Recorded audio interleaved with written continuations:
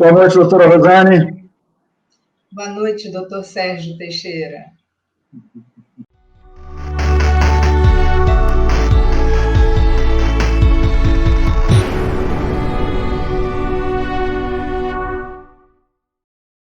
Primeiro, eu queria dizer que é um prazer estar aqui contigo hoje, à distância. Normalmente, a gente se encontra trabalhando, né, em alguns lugares por aí, alguns hospitais. Bom, Rosane, a gente escuta muito agora na mídia, né, principalmente quem não está muito familiarizado, talvez fique um pouco confuso, que precisa de UTI para isso, precisa de UTI para isso, nós temos UTI, não temos UTI, e a UTI, eu acho que acabou virando para muitas pessoas uma entidade. A gente sabe que existe, mas nunca viu, não sabe como é que é, né? Então, eu penso que seria interessante a gente dizer mais ou menos, passar essa ideia, né? Do como que as pessoas se preparam para estar lá, como elas vão, enfim, como é que ela funciona, né? O que você tem a dizer assim, em relação ao funcionamento dela, eu acho, para a gente começar, e depois regulamentação do funcionamento, enfim, vamos lá.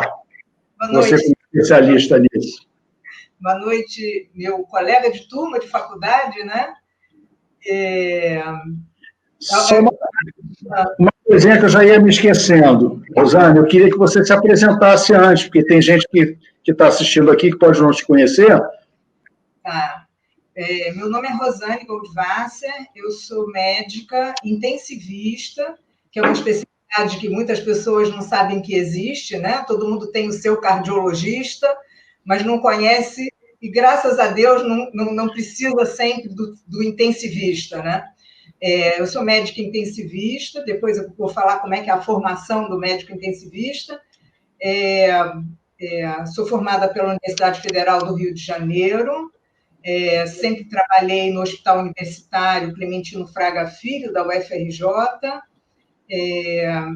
sou médica de beira do leito, tenho atuação de assistência e de ensino dentro da universidade.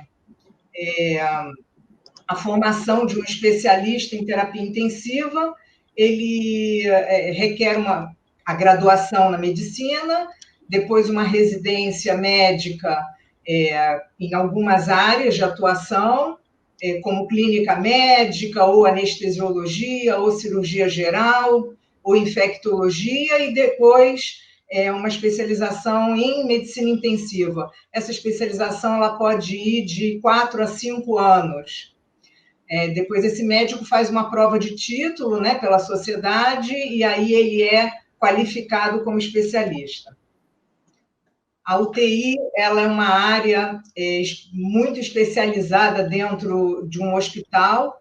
As pessoas que atuam dentro da unidade de terapia intensiva, elas não fazem consultório, né? São pessoas de ação basicamente hospitalocêntrica. Eu digo que a UTI ela é um hospital dentro de um hospital, porque ela é uma unidade que tem uma gestão muito própria, ela tem uma equipe própria, ela tem tecnologia própria, ela tem uma farmácia, por exemplo. Então, ela é um hospital dentro de hospital. E o objetivo de uma unidade de terapia intensiva é a internação de pacientes muito graves, com risco de morte. E, preferencialmente, aqueles com possibilidade de recuperação. Hoje, a UTI ela atende pacientes graves, numa escala muito grande. Ela pode internar desde um paciente que tenha muita comorbidade, eu acho que agora a comorbidade todo mundo sabe o que é, né? São aquelas doenças de base, hipertensão arterial, doença cardiovascular, diabetes, então são pacientes com risco e que fazem ou uma grande cirurgia, e aí eles têm que ir para uma monitorização, ou fazem uma falência orgânica, né? Como agora a gente vê na pandemia, que é a falência respiratória, né? E aí necessitam de tecnologia e pessoal especializado para ajudar a atender. Só vou dar uma ilustrada aqui rapidinho, só para você ver quem é que anda por aqui. nosso Mário está vendo lá de fora, e tem uma outra pessoa que quer te dar um abraço. Que legal. Hoje. Mas vamos lá, uma coisa que a gente podia até desmistificar, eu escutei já isso muito de pacientes minhas, eu não sei se você já chegou a escutar, quem está indo para a UTI já está nas últimas, quem vai para lá já cria uma desesperança, né, nos familiares e amigos. Então, explicar que não é bem assim, né? É uma unidade de cuidados intensivos para quem precisa desses cuidados intensivos. Não quer dizer que está no fim de linha, né? Eventualmente pode ir até de uma forma eletiva, por segurança, por um excesso de zelo, para depois retornar para um quarto enfermaria, enfim, né? Acho que desmistificar um pouquinho essa história, que a UTI é uma coisa assim já de final de linha, né? O pessoal chama de unidade de transferência para o inferno, né? Isso. E em relação, falando até, né, pegando esse gancho, em relação a essa linha de cuidados, né, para entender como é que eu falo essa paciência, mania de ginecologista, desculpa, esse paciente, né, seja ele ou ela, como é que ele chega até lá, né? Eu sei que a visão do intensivista, ele já pensa, a gente já até conversou muito sobre isso, em relação a onde entra na emergência, né? E dali segue o fluxo intra-hospitalar. Antes que você dê uma pincelada nisso, eu queria só dar um pitaco seguinte, uma coisa que eu sinto muita falta aqui no nosso sistema de saúde, no Brasil, e evidentemente no Rio de Janeiro não é tão diferente, é a falta de uma atenção básica eficiente, porque é fundamental você ter uma unidade pré-hospitalar com a capacidade de resolver problemas para que eles não se agravem, não se tornem uma emergência, e sim entrar nessa linha de cuidados intra-hospitalar. Eu vejo muitos casos que poderiam ser resolvidos de forma ambulatorial e acabam não sendo por uma falta de diagnóstico, principalmente na saúde pública. Nós sabemos a fragilidade que tem, né, o grande volume para pouca oferta. Então, eventualmente há uma demora no diagnóstico, e essa demora no diagnóstico pode implicar ou numa internação não tão necessária, que poderia ser evitável, ou também numa internação que poderia ser abreviada, não fosse a gravidade do caso que ficou se estendendo ali nessa fase de pré-internação. Mas aí daí você segue.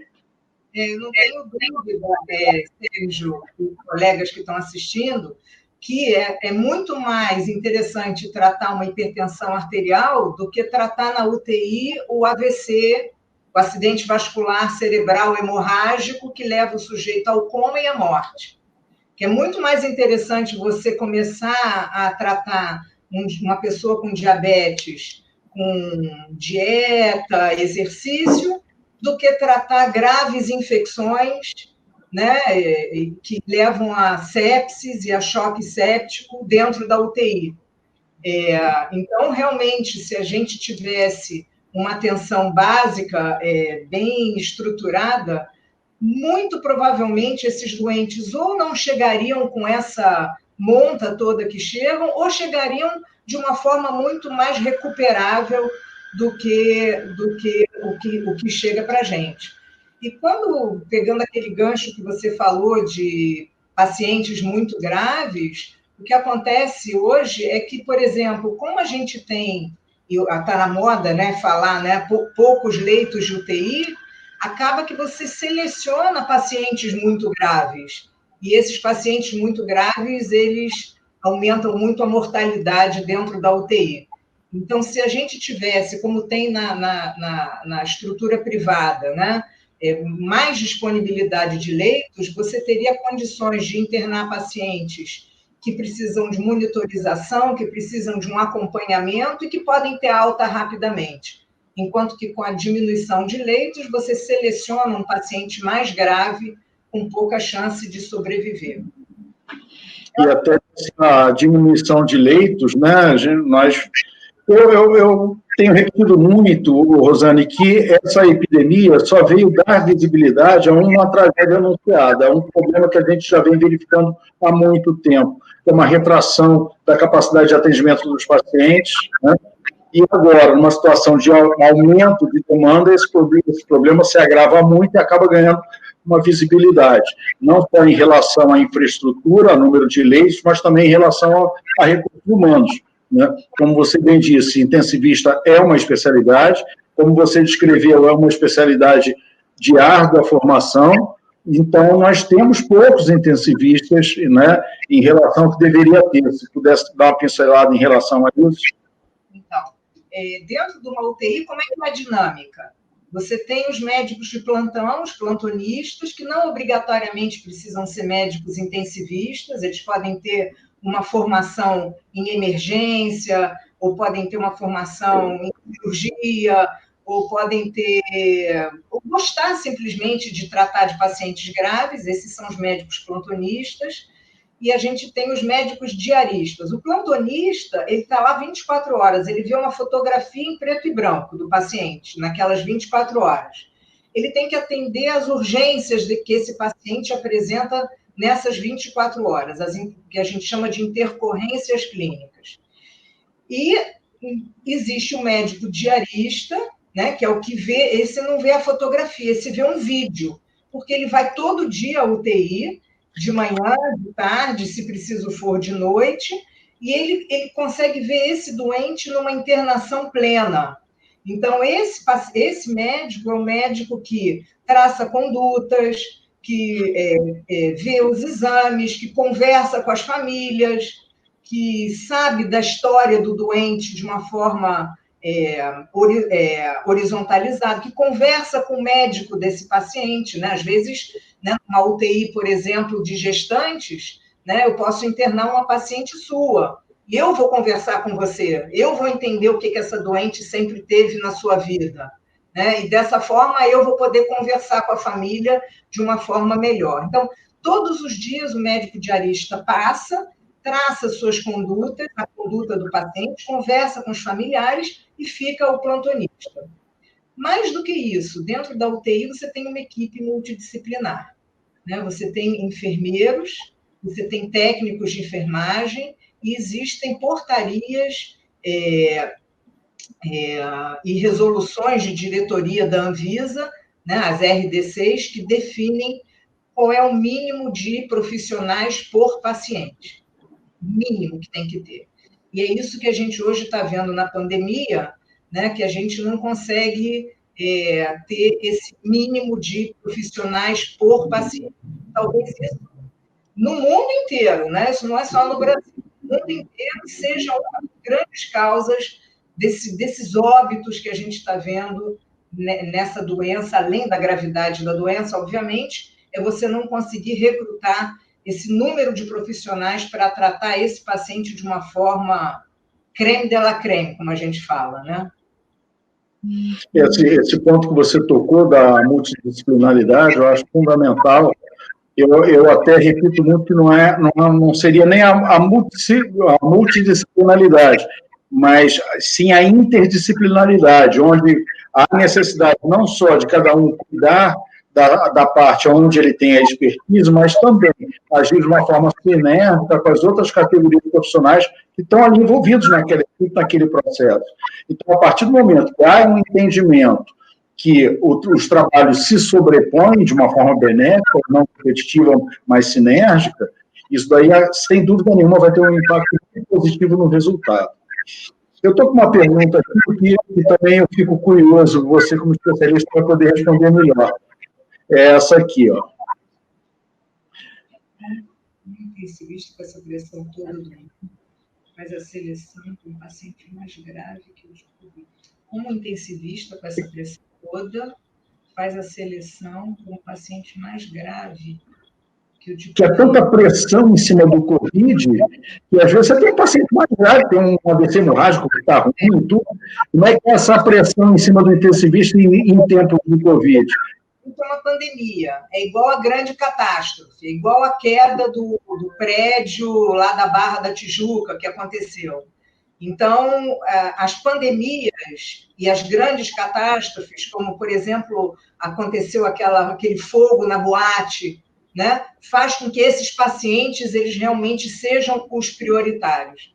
Então, isso tá no nosso treinamento de emergência, que grandes catástrofes e grandes pandemias, eles realmente passam à frente na fila, né? Que pode ser uma fila virtual, como a gente está vivendo no momento, ou pode ser uma fila real, como tem hoje, por exemplo, na regulação de leite. Eles passam à frente. Então, quando aconteceu, por exemplo, aquele tiroteio das crianças da escola de Realengo, aquelas crianças eram prioridade zero.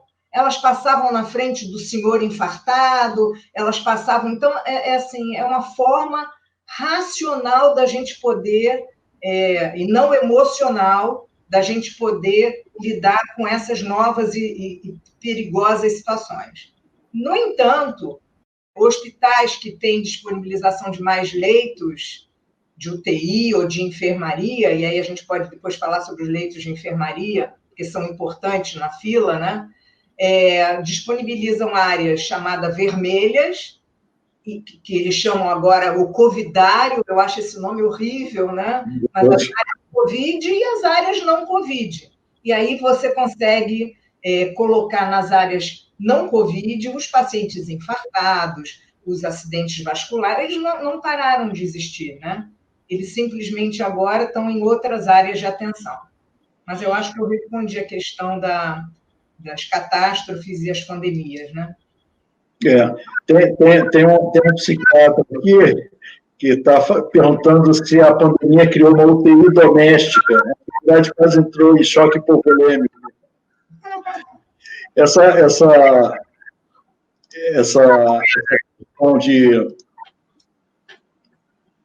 da estigmatização também, a gente conversou muito da semana passada até com uma colega do Alceu, e por isso que quando você falou esse Covid, é mais um estigma, né?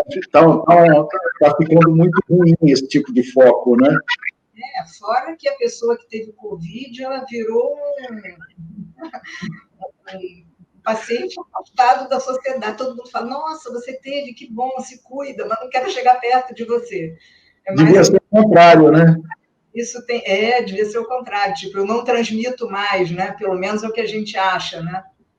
A outra coisa, em relação à equipe multiprofissional, Sérgio, eu diria que o único tratamento conhecido para o Covid hoje é uma boa equipe. Quando a gente, na dinâmica da UTI, passa diariamente feitos virtualmente, até, é importante que toda a equipe, o enfermeiro, o técnico de enfermagem, o psicólogo, o fisioterapeuta, o fonoaudiólogo, o assistente social, todos estejam alinhados e falando a mesma linguagem. Desde o reconhecimento da gravidade, desde a precaução, utilizando as EPIs hoje, no caso da pandemia, a gente tem que falar a mesma linguagem.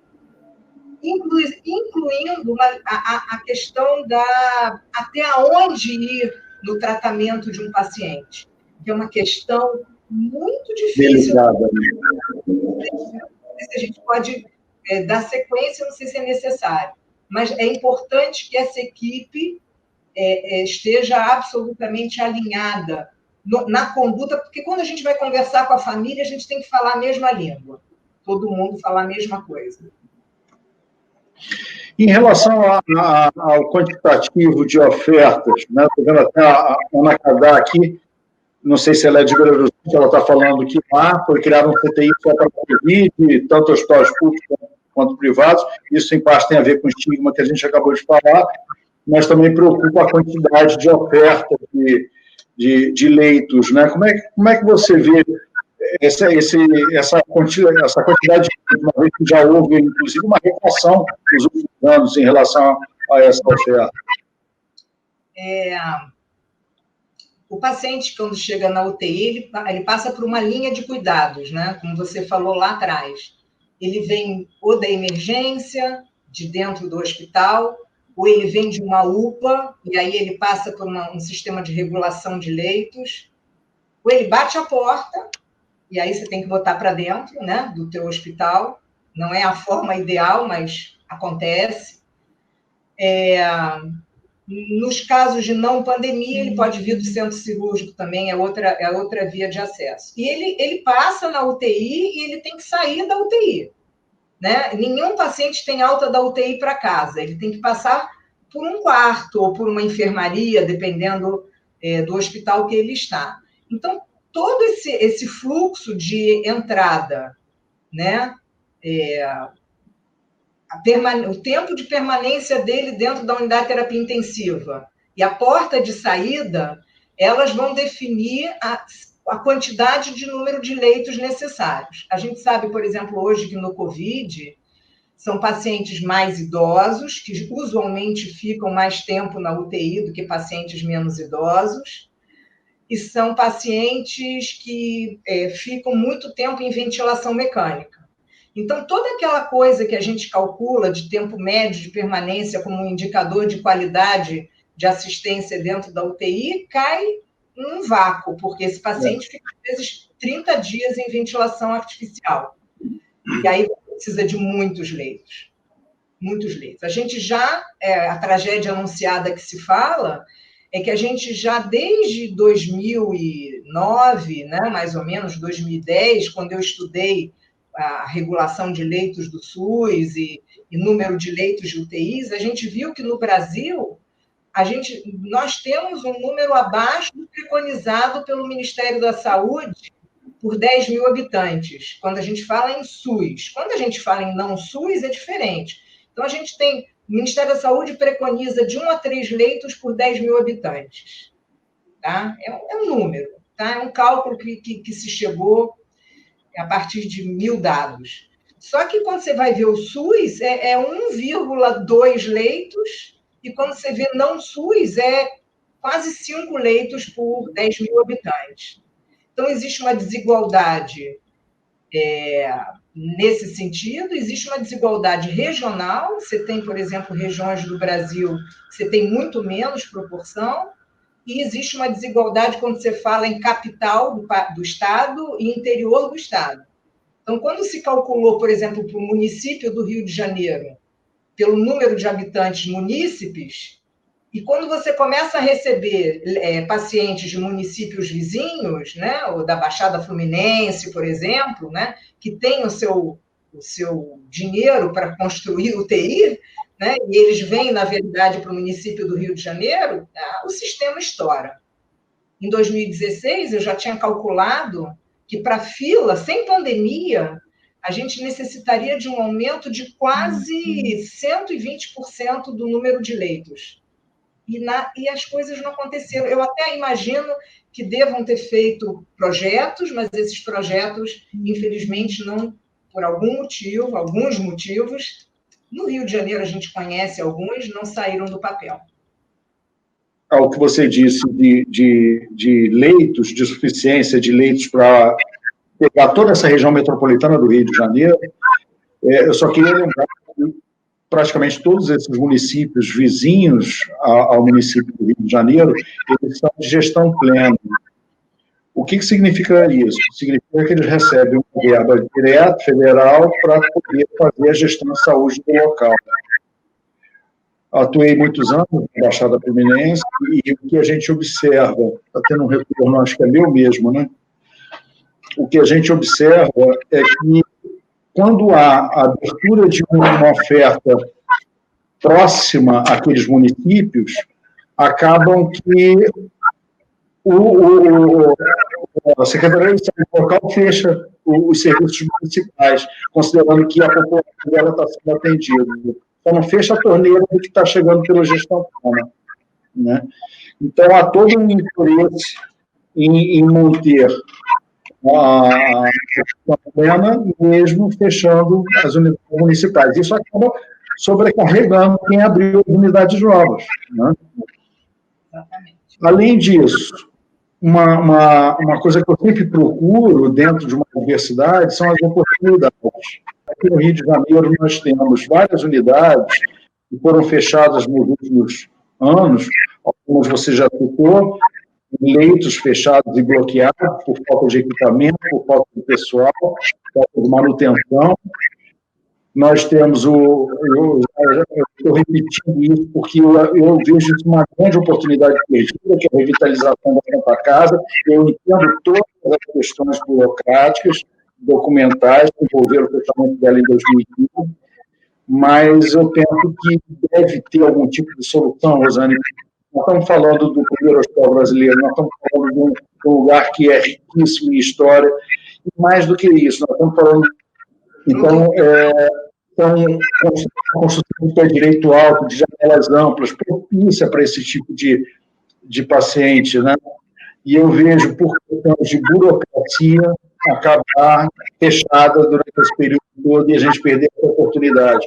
Outros hospitais menores também foram fechados, que eu até entendo, hospitais tidos como hospitais gerais, de 20 leitos, isso é totalmente inviável economicamente, mas eles poderiam ser usados agora de leitos de retaguarda, pacientes menos graves poderiam ser hospitalizados para poder adaptar para essa demanda mais grave. Enfim, eu estou muito preocupado com a forma que está sendo conduzida toda essa questão, né? A questão do isolamento eu vejo como precoce também, e o que eu tenho observado?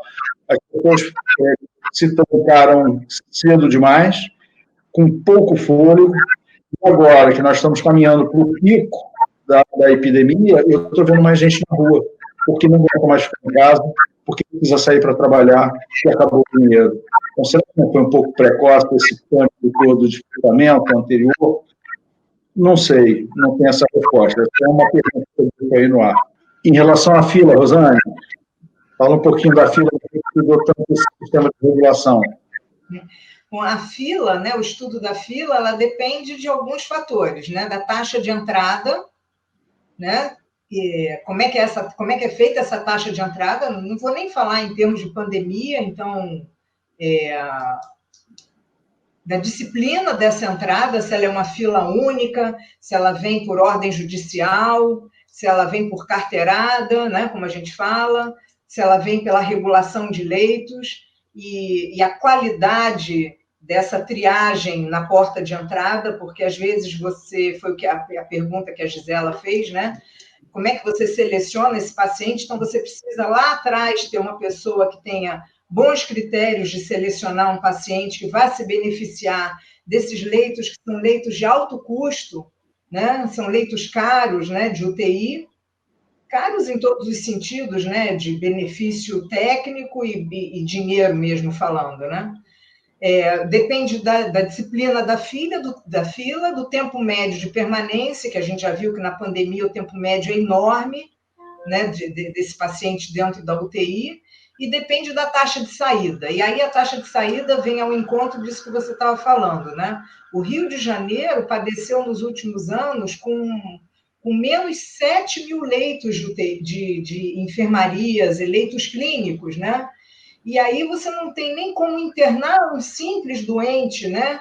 Por exemplo, com uma pneumonia, para ele ficar 24, 48 horas. Quando ele já vem para a UTI, né? Porque não tem esse leito, né? Esse leito que a gente tinha antigamente, né? Um leito clínico, né? E serve tanto na vinda como na saída, né? Eu não tenho onde botar o paciente. Mesmo os hospitais privados, hoje, se você for nas nossas grandes redes privadas, os hospitais viraram grandes UTIs.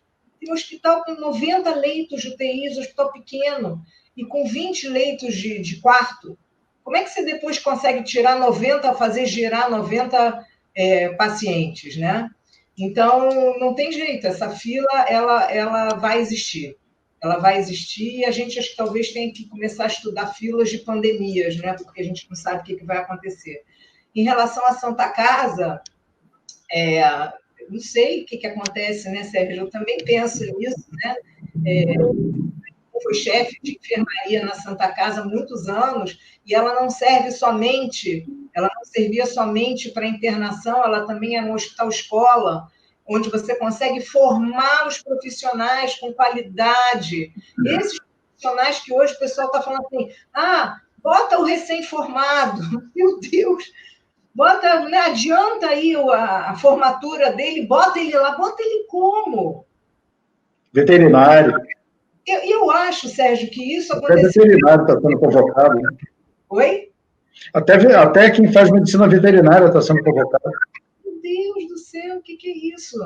Eu sei que são planos de contingência, né? Com planos de contingência, a gente tem que funcionar mais ou menos de uma forma hard, mas talvez muita da mortalidade que a gente está vendo acontecer no mundo, né, está mostrando a fragilidade da assistência de uma forma geral. Sem falar nos próprios profissionais que estão adoecendo e estão com medo de voltar para o trabalho. Normal, né? Ter medo. Eu tive Covid, né? Eu não fiquei, graças a Deus, não fiquei tão grave, né? Mas a gente fica com medo de voltar para o trabalho, né? Os filhos até não deixam a gente voltar para o trabalho. Agora está tocando preconceito, né?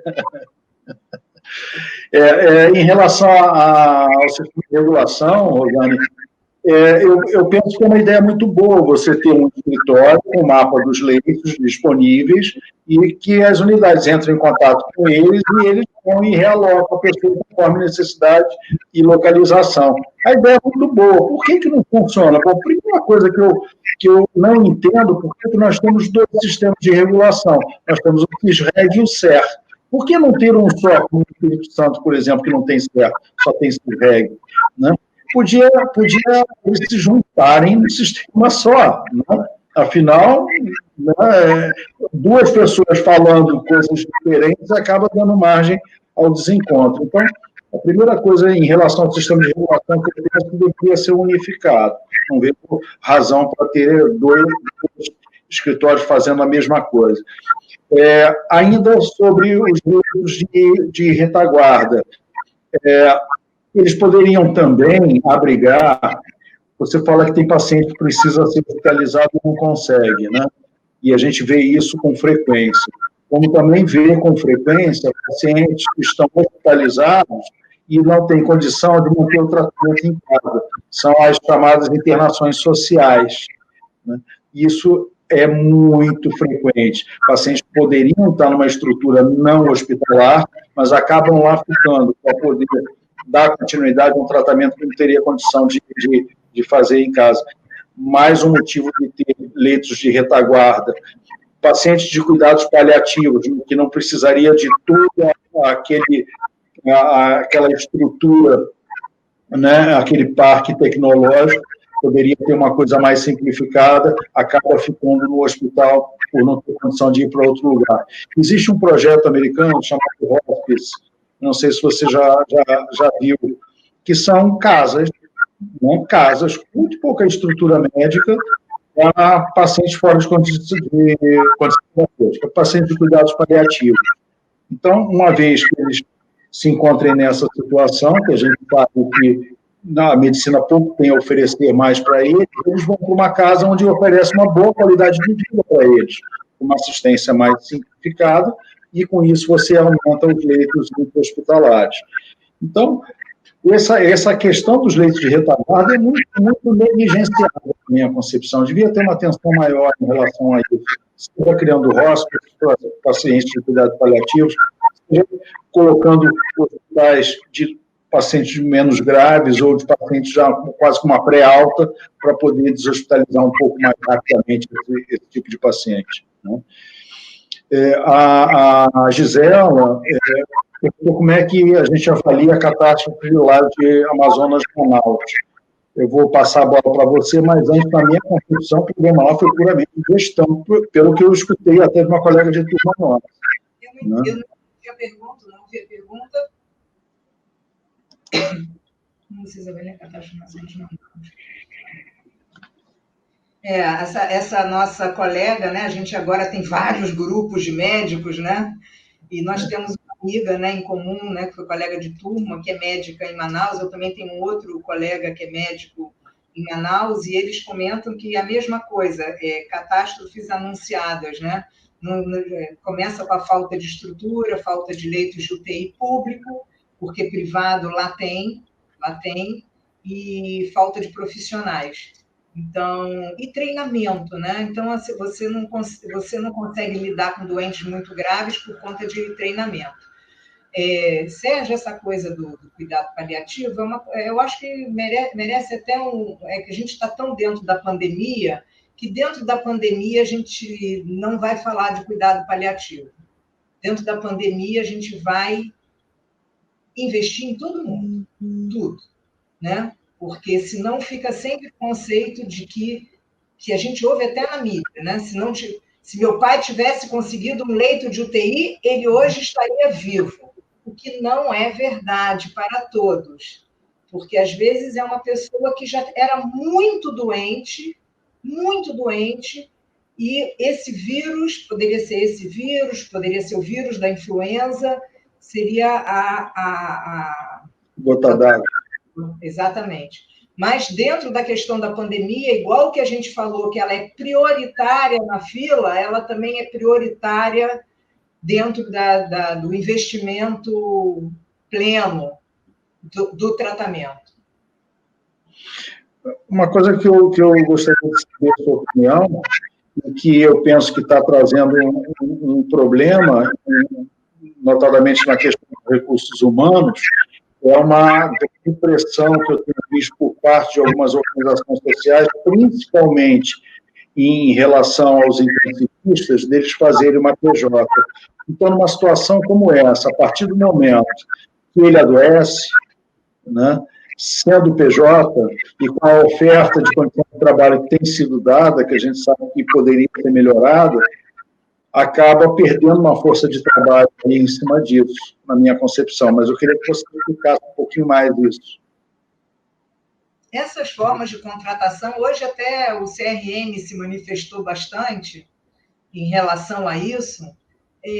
Como é que você quer que o indivíduo largue o que ele já faz, né, para se entrar numa pandemia? Tá? É óbvio que está dentro da coisa dele, né, da profissão dele, sem absolutamente nenhuma garantia de nada.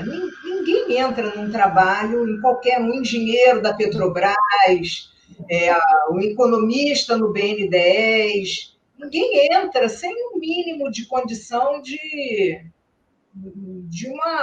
um legado daquilo, né? Nem que seja um tratamento da sua saúde, que não é oferecido, né? Então, ele é exposto, ele faz a sua função, mas ele tem que ser remunerado, isso ok, acho que estão sendo bem remunerados de uma forma geral, isso é atrativo, mas que forma de contratação que esse indivíduo tem?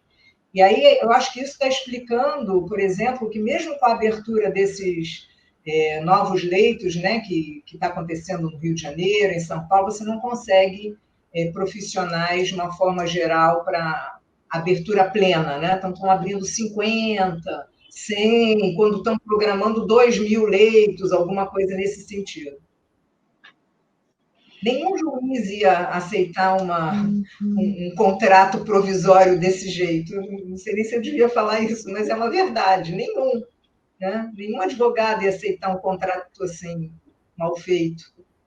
Né? Ele foca muito, né, nesse apelo emocional que existe à atividade de saúde, né? Então, com isso, eles oferecem as coisas e, se não for olhar isso com muito cuidado, vai parecer que não é. Né? E é o que eu falo muito, agora até diminuiu, mas teve uma fase que a gente escutava o pessoal ir para a janela bater palma. Gente, eu não quero que batam palma, eu quero um reconhecimento da profissão, eu quero que as pessoas reconheçam, né, todo o trabalho que foi feito, não só em situações de pandemia, mas já vinha sido feito antes, numa condição precária, numa condição de quantitativo de profissionais pequenos, num esforço grande, onde nós vemos uma dança das cadeiras. Pessoas que ficam 2, 3 dias de plantão só mudando de unidade, exatamente pela falta de profissionais. Então, enquanto houver essa falta de reconhecimento, enquanto houver essa precariedade no sistema de contratação, é muito difícil que a gente consiga um quantitativo de pessoas suficiente para atender essa demanda. né? Vai passar a epidemia, e aí, como é que fica? Vai ter reconhecimento ou vai voltar ao que era antes? É isso mesmo. Eu acho que tem que ter uma forma mais bacana, né, de contratação dessas pessoas, né, que estão se expondo, né, nesse sentido. Voltando para aquilo que você falou sobre demandas de entrada, nós temos, cada país tem sua característica, né? E o nosso país tem muitas crenças, é muito religioso. Então, não ter leito de UTI, às vezes, é uma coisa que a pessoa acha que o seu ente querido, não vamos falar de pandemia, ele merece, ele tem que ter um leito de UTI, né? Ele tem que morrer na UTI, ele tem que morrer no hospital, que é o que a gente chama da morte institucionalizada, né? Que há 500 anos atrás se morria em casa, né? Acompanhado da família, né? E hoje não, hoje as pessoas elas têm que morrer dentro de um hospital. E aí a gente vê aquelas emergências abarrotadas, e aí os médicos das emergências, o que eles fazem? Eles pedem leito de UTI, esse pedido vai para uma central de regulação que não consegue fazer uma triagem, porque é uma triagem feita em papel, né? Porque se um médico escreve, meu paciente é muito grave, tem pneumonia e precisa de UTI. Se ele escreve isso, o médico da regulação coloca ele numa fila. Então, você já não tem aí um critério de admissão seletivo. E aí, quando chega na UTI, o médico da UTI, então, é o que menos opina. Ele simplesmente recebe o doente.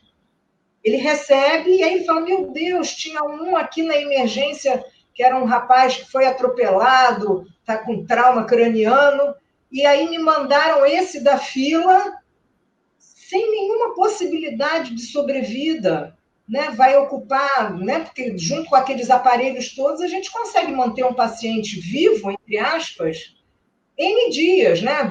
Faz diálise, substitui o rim, bota no respirador, substitui o pulmão, né? Então, a regulação, ela não deveria ser só única, né? Ela funciona melhor em São Paulo, de repente a gente tem que olhar o modelo de São Paulo, né? Ela não deveria ser só única, mas o médico regulador, que é um médico que faz triagem à distância, ele tem que ter conhecimento para ele selecionar a ordem dessa fila. E aí esse paciente que vai para a UTI vai se beneficiar desse leito de UTI. Então, tem muita coisa que poderia ser modificada, né? A gente já participou de algumas coisas nessa área e tem que ter vontade política, tem que ter uma questão de coisas aí. Rosane, por mim, eu ficava dias. Tem muito assunto e certamente a gente vai ter que continuar esse papo em outros dias, que a gente já está indo agora para a nossa reta final aqui de hoje, mas não na reta final dos papos, que isso aí, mais à frente, a gente vai ter que marcar outro. Passa muito rápido o tempo, a gente está 50 minutos aqui. Então, só para não ficar sem resposta, tem duas perguntinhas aqui. Em relação ao cuidados paliativos, Gisela, eu prometo que nós vamos fazer uma live, talvez na semana que vem, mais tardar outra sobre cuidado paliativo, que isso daí dá uma conversa inteira, né? Tem muita coisa aqui que pode e deve ser dita em relação a isso. Tem Folhas Cariocas, que é um portal de notícias, apesar de ser necessário em várias situações, eu vou botar aí para você ver também, apesar de ser necessário em várias situações, o ventilador pulmonar pode trazer riscos ao paciente, com a possibilidade de como você explica esse quadro. Questão do risco-benefício, mas você explica o cuidado que é. É isso mesmo. Não é só riscos de infecção, mas o próprio ventilador pulmonar, ele pode levar danos ao pulmão se você não souber utilizar o equipamento adequadamente. Então, por exemplo, nessa pandemia, como foi também na pandemia de H1N1 em 2010, 2011, são pulmões, né, que ficam muito duros, né, que a gente chama de pulmões de baixa complacência. São pulmões duros de ventilar. Quando você coloca o pulmão, em cima de uma mesa, assim, anatomicamente, ele parece um pedaço de carne, ele é mole. E aí ele é fácil de ventilar. A gente inspira e expira, né, facilmente. Esse pulmão não, esse pulmão ele é duro. Então, se você não tiver uma técnica adequada e um treinamento adequado, a própria ventilação mecânica pode causar mais danos ao pulmão e piorar essa síndrome respiratória aguda grave, que a gente chama. Além disso, esse tempo de permanência na UTI, com várias pessoas manipulando e os próprios micro-organismos que esse paciente tem dentro dele, que fazem migrações, podem propiciar que esse paciente que entrou com vírus, agora ele faça uma infecção bacteriana de germes daquele hospital, né? E aí a gente chama de uma infecção secundária. E aí é uma complicação que pode levar à disfunção de outros órgãos, disfunção do rim, disfunção do fígado, disfunção cerebral, enfim. E aí o doente entrou com um diagnóstico e sai com uma complicação. Isso e são nessas horas que a gente vê a grande diferença do que você já falou com muita propriedade. A diferença entre o intensivista e quem faz UTI. Antigamente se falava isso, né? Eu faço UTI, eu também faço parto, né? Né? Fazer parto, né? Agora vai lá fazer aquele parto, né? Aquele. Eu não vou.